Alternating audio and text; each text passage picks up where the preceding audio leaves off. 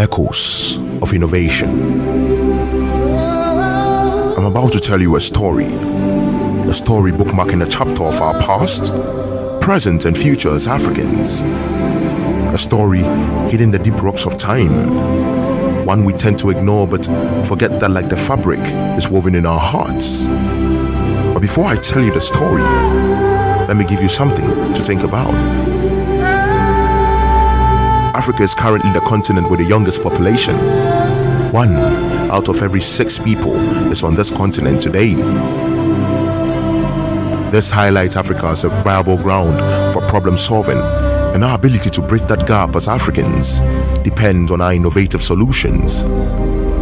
If there is a gap in the market, then there must definitely be a market in the gap. Think about it.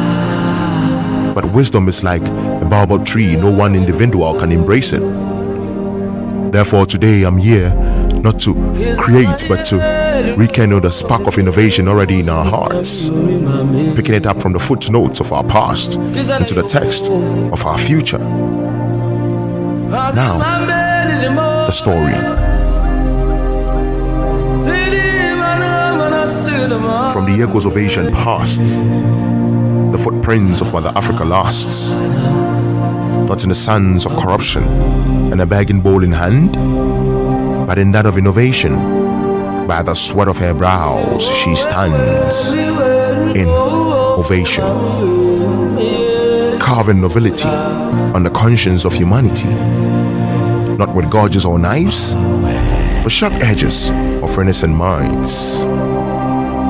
Sorry, but that was Africa. An Africa whose cry was accompanied by local therapy, not foreign aid, stood tall like the pyramids of Giza and strong like vibranium of Wakanda.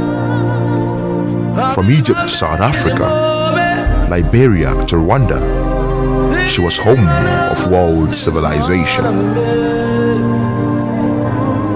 From the colorful caverns of the West African Kente to the unparalleled architecture of the Egyptian pyramids, she sat at the power seat of global transformation.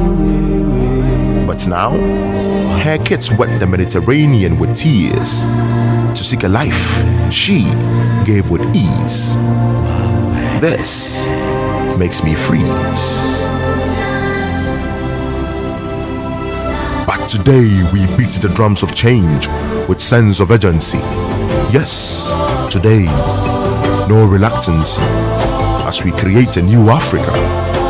Then we can regain our seat at the dinner table of innovation, not as a waiter, but a diner, with a mantra of unity and self-belief, pulling ourselves out of darkness by rolling up our sleeves. Until then, we remain a priceless gem with witless in value, a dinner to be eaten and a sight for raid, all in the name of trade. Reopening wounds of our past, no, not by strangers, but by us. So come, let's initiate the crusade of innovation, harnessing the power of energy which we sit upon, and identifying the imploding power of our younger generation, even in the thundering ghettos of technology. For there is no place greener than Africa.